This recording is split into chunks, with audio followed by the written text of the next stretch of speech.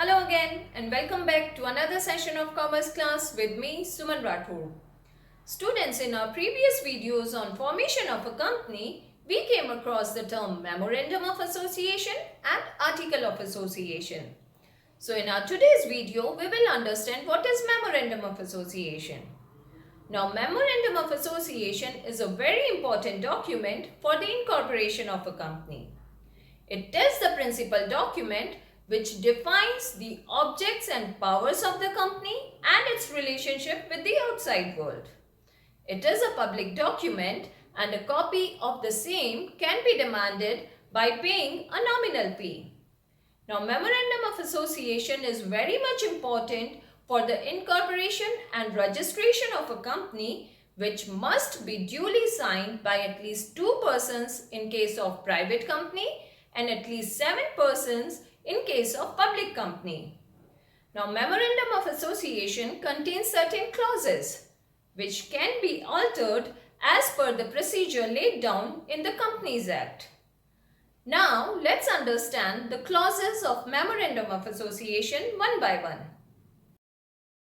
First is Name Clause.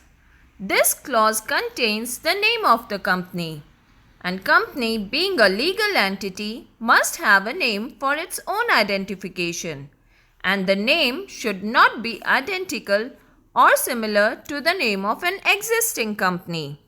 The name should end with the word limited in case of a public company and with the word private limited in case of a private company.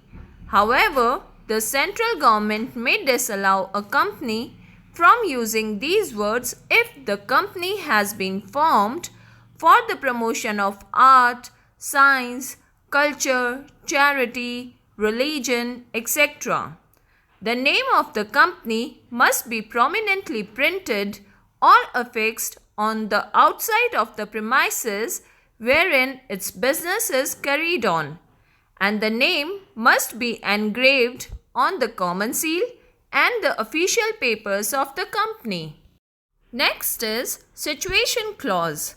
This clause contains the name of the state in which the company's registered office will be situated. The registered office is the place where all the statutory books and other documents of the company are kept.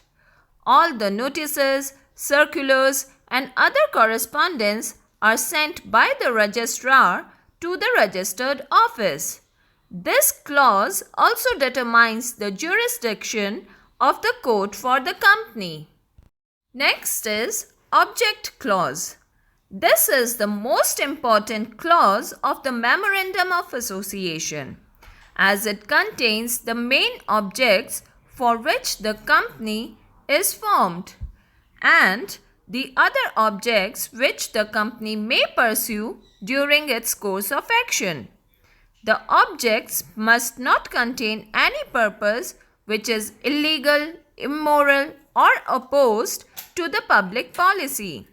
The purpose of the object clause is to define the powers of the company and the activities for which its share capital shall be used. Therefore, this clause must be stated in clear and precise terms.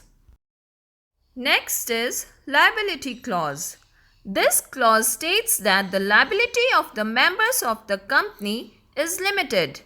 In case of a company limited by shares, the liability is limited to the nominal value of shares held by a member. In case of a company limited by guarantee, the liability of members is limited to the amount which he has undertaken to pay at the time of liquidation of the company. Next is Capital Clause.